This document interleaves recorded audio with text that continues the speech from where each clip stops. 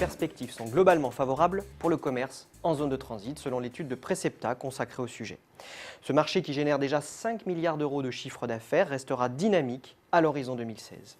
Les efforts des donneurs d'ordre, ADP et SNCF en tête, pour moderniser les sites, c'est-à-dire les gares, les aéroports et les stations-service, y seront bien sûr pour quelque chose. Le secteur continuera donc d'attirer les enseignes de centre-ville. Parmi les dernières implantations en date, le britannique Marks & Spencer qui a ouvert en juin 2014 un premier point de vente dans la gare RER de la Défense près de Paris.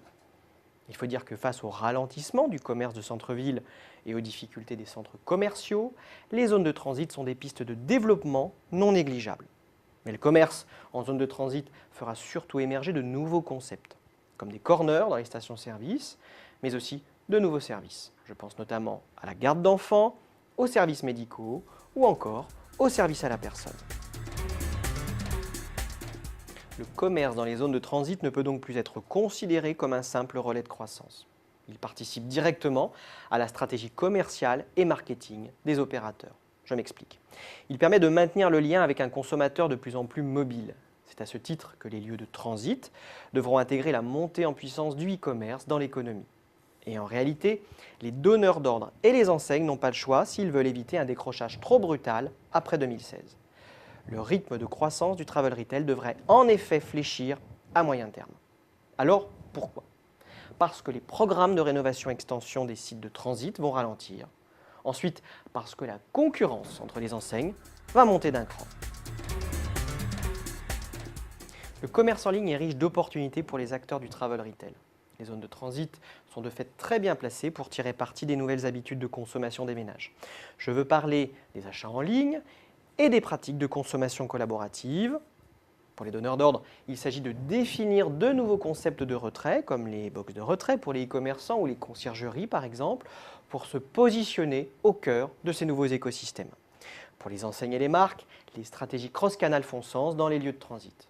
Ces stratégies permettent de fait de multiplier les contacts avec les clients. Les dispositifs Web2Store se prêtent ainsi très bien aux points de vente installés en zone de transit.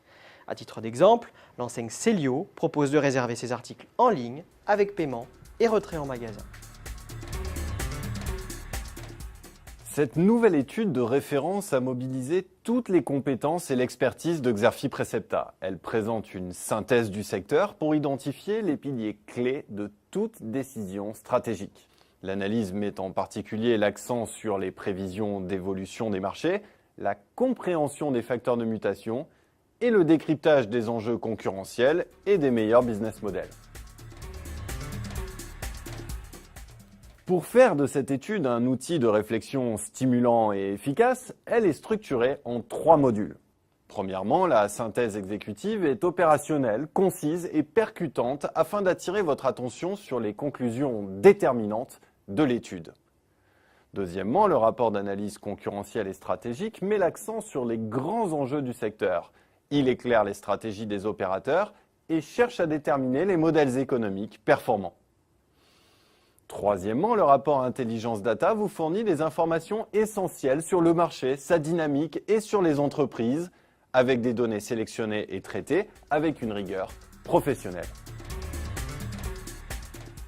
Pour prendre connaissance du contenu détaillé de l'étude ou pour la commander, je vous invite à vous reporter sur notre site xerfi.com.